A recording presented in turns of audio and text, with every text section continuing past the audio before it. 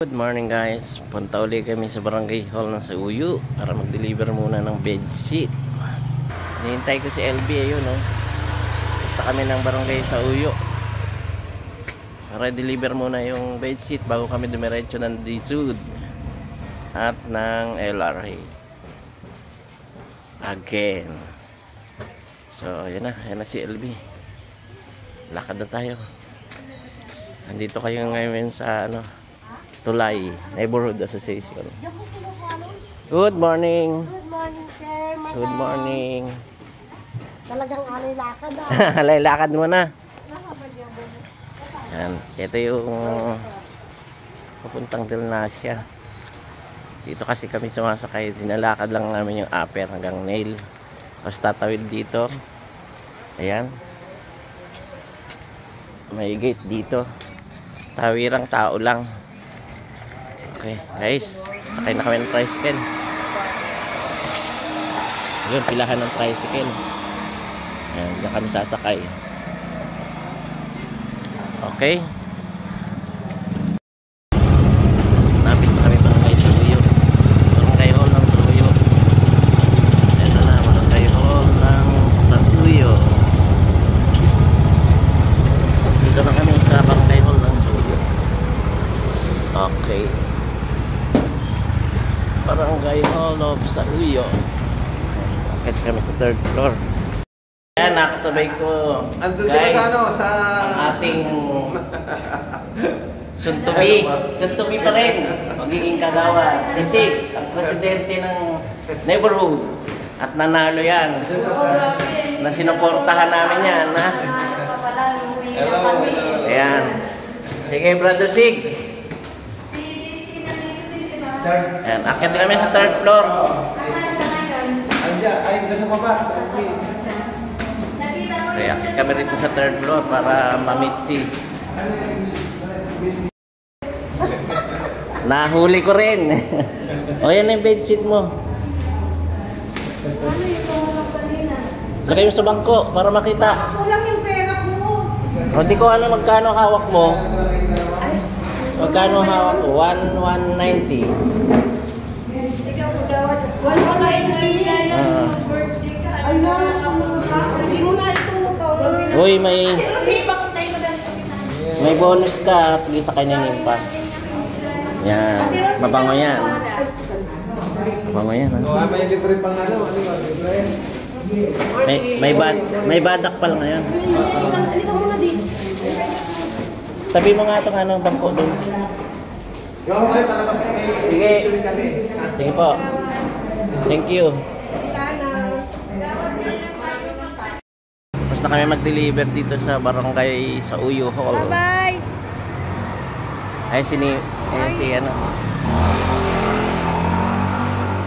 nakamit pa namin si Kapitana Bitog. Kaya, thank you very much. Hindi ko na lang na video, baka magalit eh. Pero nag-picture kami. Popost ko yung picture na yan. So, thank you guys. Lakad na naman kami. Papunta, alam nyo na. Punta kami ng City Hall. So, malapit lang naman yung libreng sakay dyan. Kasama na to sa exercise. Lakad-lakad kami dito sa Sauyo Road. So, thank you rin kay Rosie na masugid kong tiga-order ng bedsheet. Masyado siyang nagagandahan daw po sa bedsheet. Kaya thank you Rosie and Limpa. Mainit na.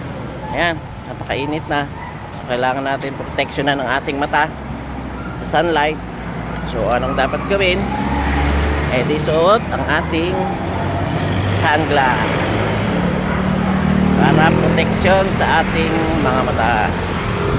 So namit ko rin doon si Sig, aking kaibigan na siyang nanalo sa Neighborhood Association bilang representative ng mga neighborhood.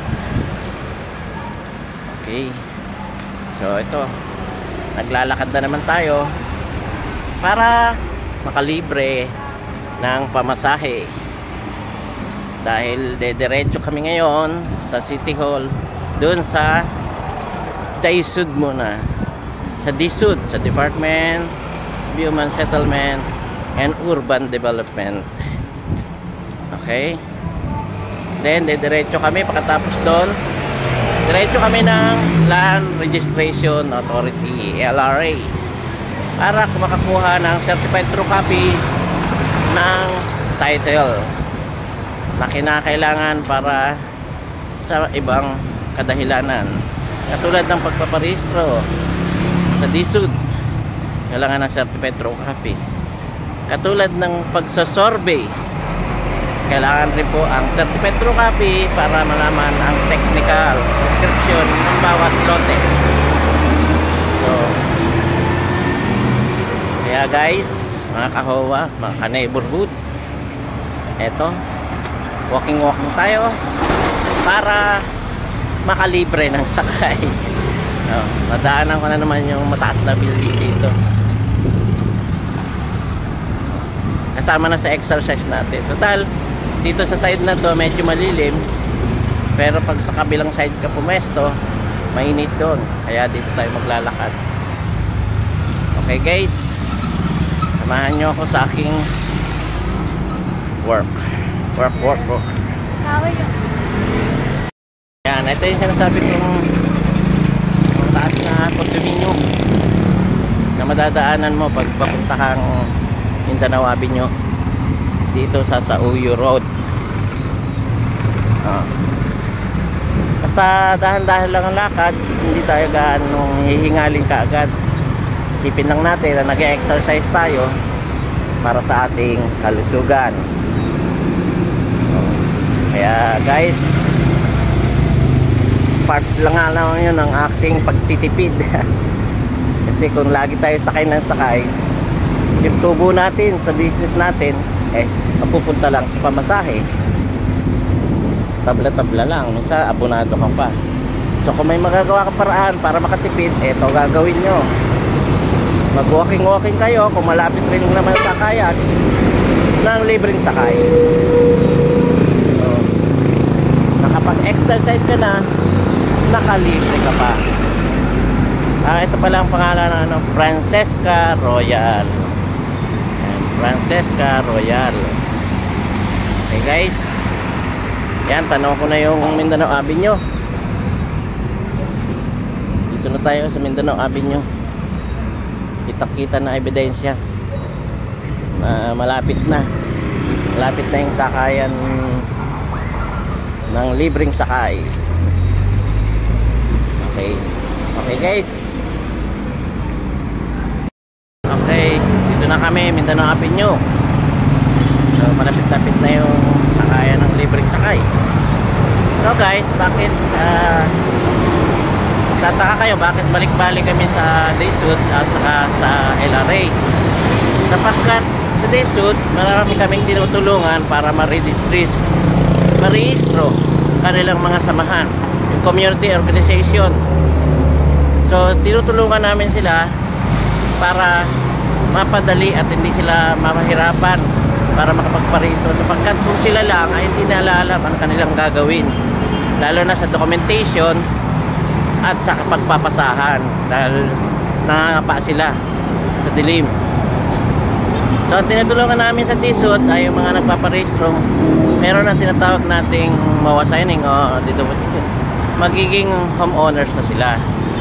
Tapos yung iba naman na tinutulungan namin, neighborhood association, sila yung mga gusto nang magkaroon ng samahan na hindi pa nila nakakausap ang may-ari ng lupa, o kaya sila ay nasa danger zone o tinatawag nating nasa mga gilid ng creek o nasa ilalim ng tulay, o kaya tinatawag natin nasa gilid ng mga thoroughfare o kalsada, katulad ng segment 8.2 na gagawing tatamaan ng kalsada pero hindi pa naman gaganap, sila yun. Pero ang ano nila ay kailangan parehistro daw sila para naman may kasiguruhan, pero sila ay marerelocate po. Naghahandaan na ng gobyerno ang kanilang relocation site. Okay, yun po ang ating pagpabalik-balik sa DSUD, sa Department of Human Settlement and Urban Development. Okay guys, lapit-lapit na ako sa libreng sakay. Kasama ko, ayun, ang layo. Always ang aking assistant ay laging nasa hulihan. Nasa hulihan pa rin siya. Mukhang malayo siya ngayon. Malayo ang kanyang pwesto. Siguro dito muna ako sa malilim para hintayin siya. Yan, layo-layo pa niya, oh.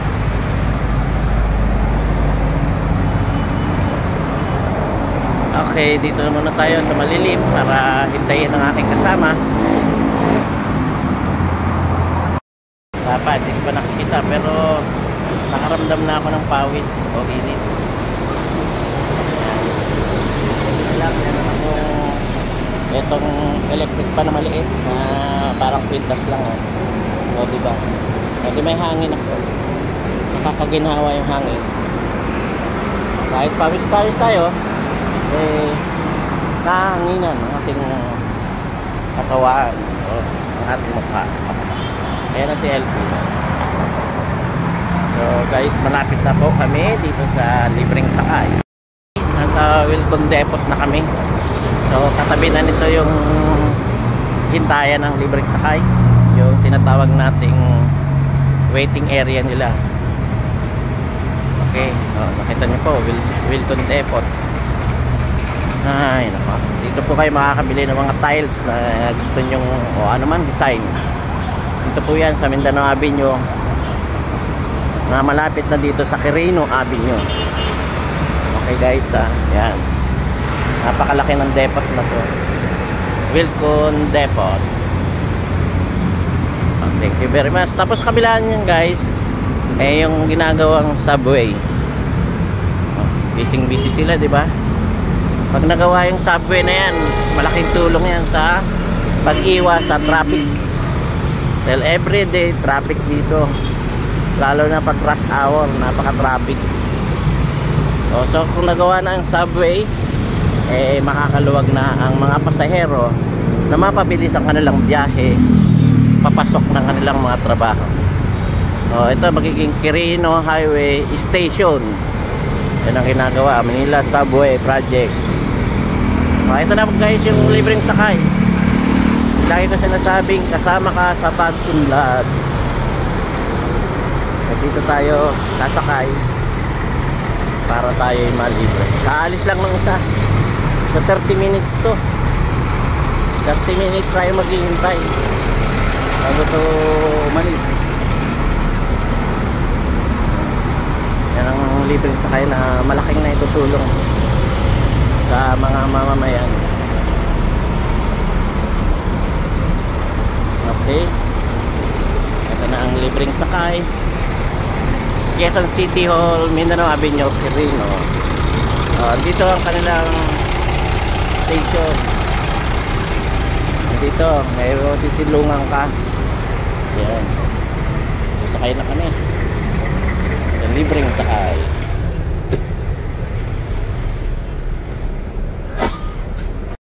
Sakay na kami sa libreng sakay ni LB. 30 minutes nga lang maghihintay dito kasi 30 minutes ang interval nito pag tapos na yung rush hour. Sa unang destination namin ay DSUD, sa Department of Human Settlement and Urban Development. Mali pala ako. Ang sabi ni LB, mauna kami sa LRA bago pabalik kami ng DSUD. So ang first pagsaka namin ay sa Land Registration Authority, LRA, o kaya Registry of Deed, RD. So doon muna daw kami mauna para mamaya pabalik na lang kami sa DSUD na kami. Okay, dito na kami. Wala pa nga Sa kasi City Hall. doon sila sa... Okay, dito na kami City Hall. Bumaba na kami ng libreng sakay. So dito kami shortcut dahil ang pupuntahan muna namin daw ay LRA. So dami ritong mabibiling mga prutas. Prutas, gulay. So napakarami nagtitinda rito. Dito sa City Hall. Dito kami sa shortcut papuntang Hillary. Dito kami lulusot sa kabilang kalye. Okay guys. Sari-saring paninda ang madadaanan mo rito. Dito sa City Hall yan. May mga pagkain. Okay. Ngayon tayo sa LRA.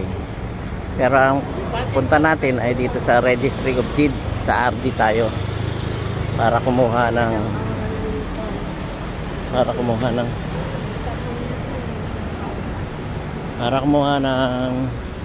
certified true copy ng title. Ayan, dito tayo sa Registry of Deed. LRA, Land Registration Authority. Una natin gagawin ay kumuha muna tayo ng papel na pipil-upan. Okay, si LB ang kukuha niyan. Para makakuha ng papel na pipil-upan,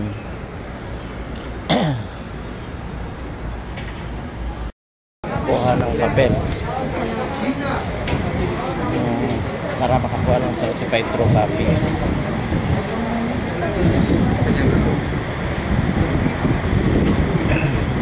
Silapan niyo ito ma'am, tapos balik niyo po sa akin. Silapan niyo po sa labas. Silapan niyo po sa labas ma'am, tapos balik niyo po sa akin. Okay.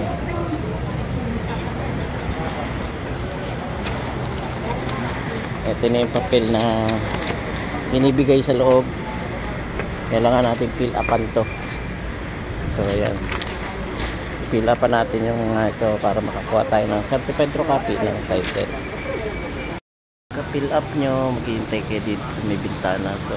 Diyan tatawagin yung mga pangalan. Dami naghihintay dito sa LRA.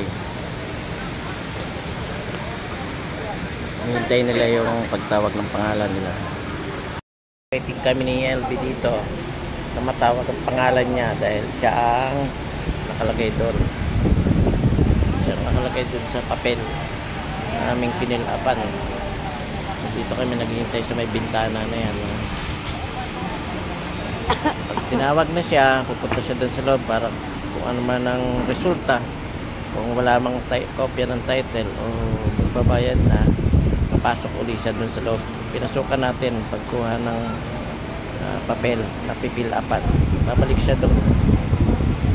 Ako dito lang ako maghihintay.